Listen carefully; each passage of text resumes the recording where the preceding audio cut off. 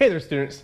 Welcome back for some more AP Human Geography. Today we're going to be talking a little bit more about religion. In particular, we're going to start with a series on the Abrahamic Faiths, that is Judaism, Christianity, and Islam, all because why? Well, they're founded by, Judaism was founded by Abraham, and from Judaism comes Christianity. From Judaism and Christianity come Islam, with Muhammad as the last and greatest of all Allah's prophets. And so all of these world religions, despite the conflict that exists between adherents of all three, are extremely interrelated with one another. And so we're going to start talking a little bit about Judaism, moving on to Christianity in the next video, and then finish up with Islam before looking at some of the Eastern faiths.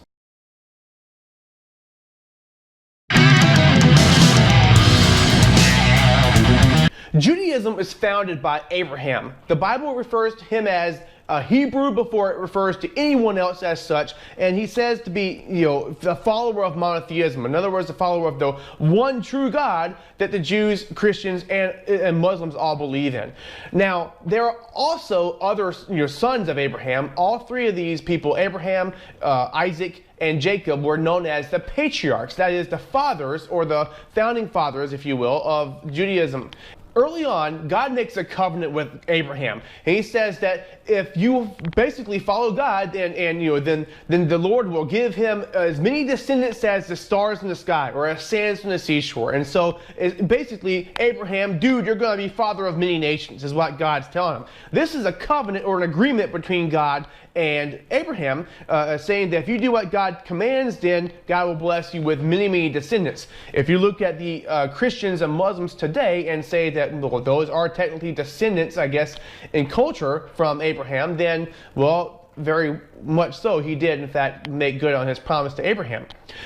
Through Isaac and Jacob, Jacob being Israel, comes the people of God, and another one of the most important prophets of the Jewish faith is going to be Moses. All right, Moses is like a friend of God. He was like the man, basically.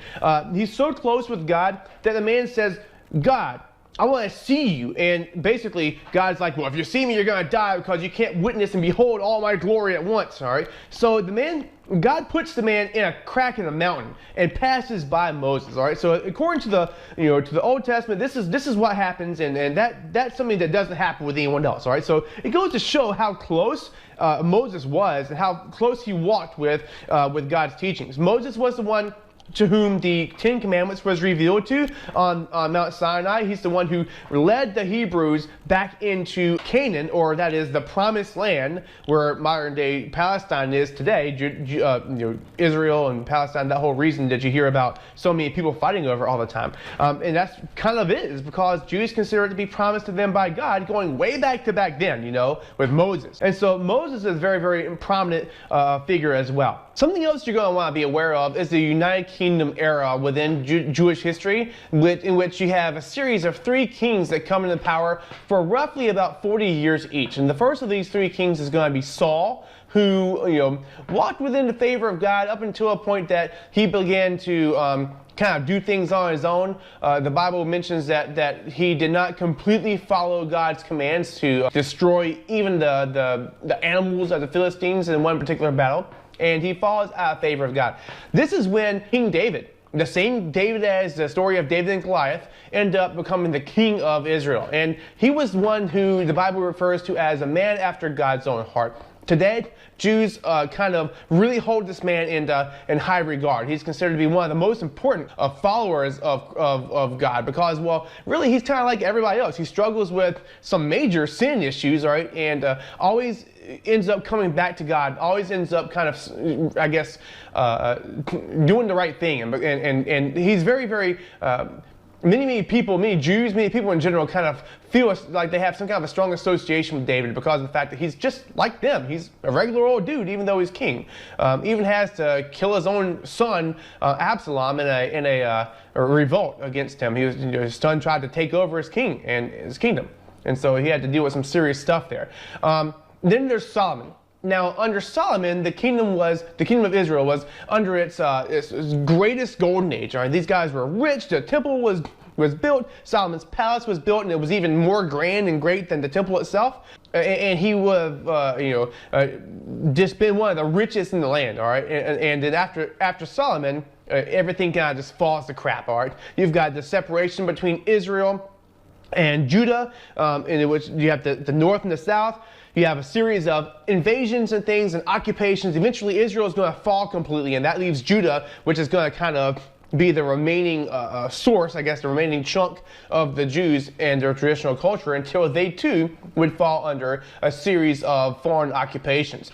Which brings us to the next topic, the importance of geography for Jewish faith. One of the things we continually discuss in AP Human Geography has to do with the importance of the land, the importance of people's interactions with the land, the human environment interaction. And so Jewish faith is extremely centered on the geography of the area. We talked already about universalizing and ethnic religions. One of the characteristics of an ethnic religion is that there is a strong sense of belonging to the land. And that's part of the reason why they don't universally kind of appeal to everyone, because it's important that they stay in the area which is associated with their scriptures, with their God. You're going to see all this with the Jews, in particular ancient Judaism, when you have the focus on the temple. The temple is where God is said to have dwelt. The temple is where you would go to make amends with God, to have forgiveness for sins, and to repent and try to focus yourself more on following your religion. Extremely important. Also, there is the promised land in general. God is said to have promised that land to Moses, as I've already said. After Israel, I guess Jacob had to bring his kids, over to Egypt to stay because of a great famine. This is the story of Joseph. Eventually, several generations later, Moses ended up having to lead the people back into the promised land of Canaan, with land flowing with milk and honey and all that stuff. They went in there and conquered the land because it was given to them by God, according to scripture, according to the faith. And so today that's part of the conflict in that area, because also the area now belongs to, or is now very significant to Islam, and also very significant to Christianity, as Jesus, the founder of Christianity, kind of did his teaching and his ministry over there in that area. And then you've got Muhammad, who is said to have ascended into heaven at the site of the Dome of the Rock, which is a very holy mosque located right in the center of Jerusalem. And finally, the area, the Fertile Crescent in and of itself, most of the people you hear about in the Bible, a lot of the old prophets and such, these guys were nomadic herders. They followed herds of animals. Abraham had a great amount of wealth, mainly because he had lots of servants, he had lots of family, he had lots of animals, and from place to place, he would have to lie and tell people that Sarah was his sister and not his wife, because he was afraid that they'd kill him and try to take his hot wife. Now think about that.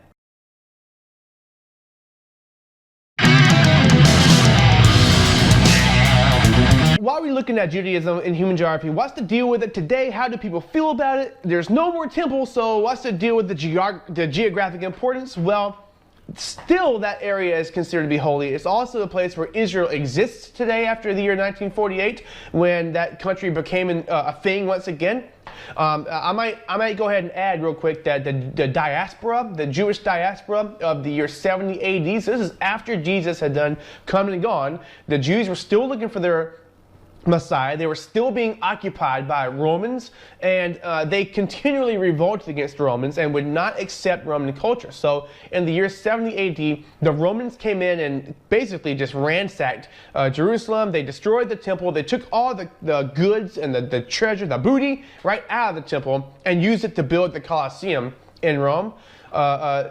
Basically, they spread out the Jews all over the Roman Empire, trying to get rid of their culture. And so there was no Israel ever since this time period in 70 AD. No Israel existed until 1948. That period where the Jews were dispersed by the Roman Empire is known as the Jewish diaspora, capital D diaspora. You need to know that.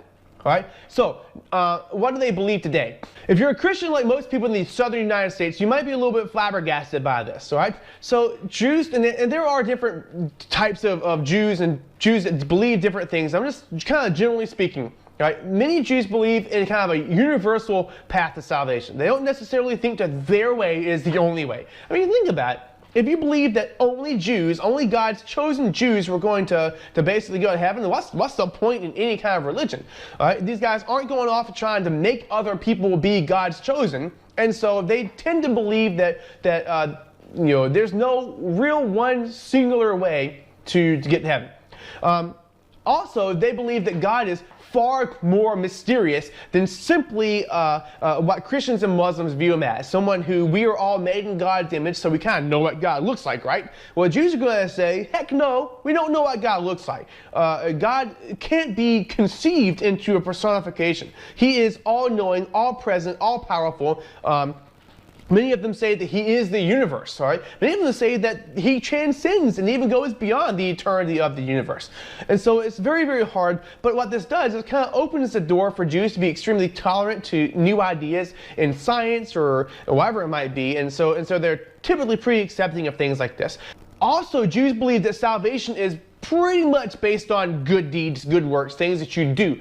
And the reason they believe this isn't shallow, but the reason they believe this is rather centered on the fact that if you truly love God and truly hope to make, to be one with God, have oneness in that sense, you're going to act on that, okay? So you're going to do good things. Christians might say that, well, all you have to do is accept Jesus and believe that he's the Son of God and you have salvation. And people do this on their deathbed and all that good stuff, and it's fine. But Jews are going to say that if you really sincerely believe these things, you're going to act upon it, and therefore your salvation is judged or is based on the judgments of your actions. And so they believe good deeds will get you into heaven. Jews do not actively seek converts. They don't care whether or not you become Jewish. Great. If you're not, awesome. They will even invite you into the synagogue. They'll let you sit in on the Sabbath and take part in their celebrations and in their holidays and things. They always welcome people in, but they don't care if you join or if you don't. All right, they're not going to try to actively convert you. The point of Judaism, the purpose, the overarching goal, is to live better, to enhance the quality of life based on right living, based on what you can learn from the scriptures that's going to enhance the way you interact with yourself and with others on God's creation. And this is kind of the point, all right? It's designed to help us live better lives. It's very, very human-centered, human-focused. They're not as submissive to God as you might think as a Christian or as a Muslim being a word that literally means one who submits to God.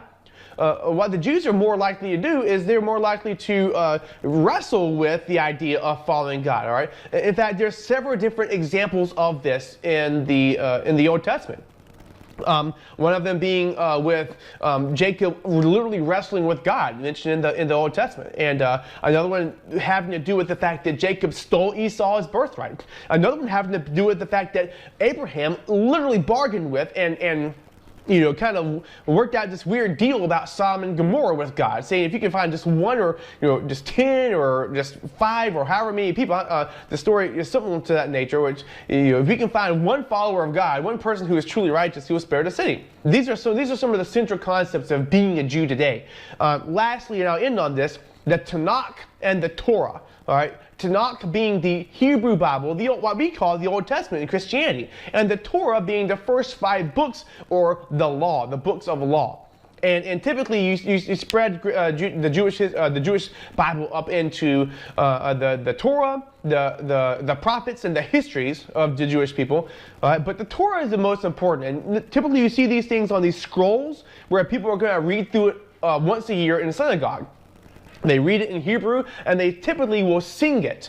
All right, the Torah scrolls are very, very holy. They're kept in the I can't remember the name of the chamber, but the back of the synagogue, and they always kind of face towards the city of Jerusalem.